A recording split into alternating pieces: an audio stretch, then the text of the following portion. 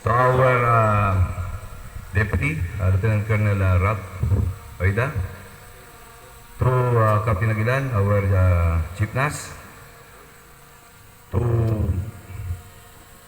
PEMSA Ryan, our TESPO, rest of the RTC5 family, students of the Public Safety Officers Candidate Course, of course, the ruling class of the OCC, class Masikat. Good morning. So this, okay, take seats, everyone.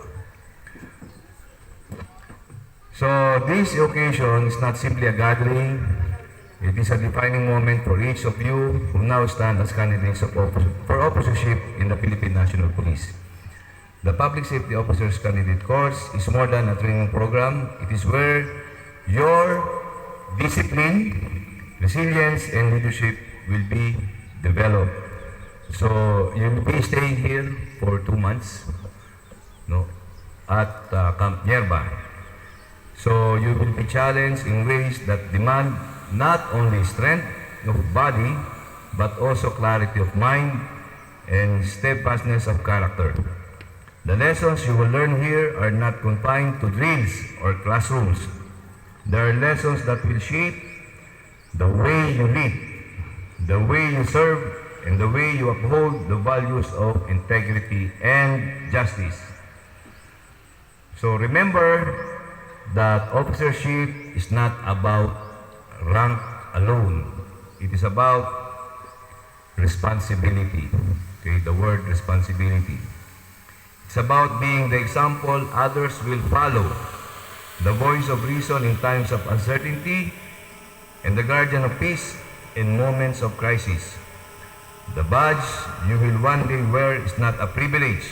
It is a solemn duty to protect and to serve with honor. And as you embark on this transformative journey, carry with you the spirit of service, the courage to face adversity, and the humility to lead with compassion. The road ahead will be demanding, but it will prepare you to stand as true officers of the law, disciplined, reliable, and worthy of the trust of the Filipino people. So again, we will be seeing you in the next 2 months here at Camp Nerva. You enjoy the world-class facility that we have, and you enjoy this reception. Actually, this is the first batch that we will be having a reception that will be conducted by the outgoing class. Kumbaga, meron tayong upper class at meron tayong underclass. And just so happen, you are the underclass, and I know you have already prepared this for so many months. Hindi naman kayo pinili, no? Alam ko gusto nyo rin na mag-officer, gusto nyo mag one step ahead in your career.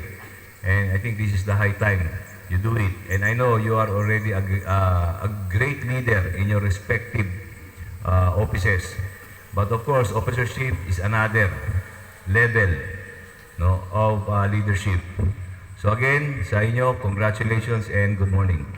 Thank you, sir.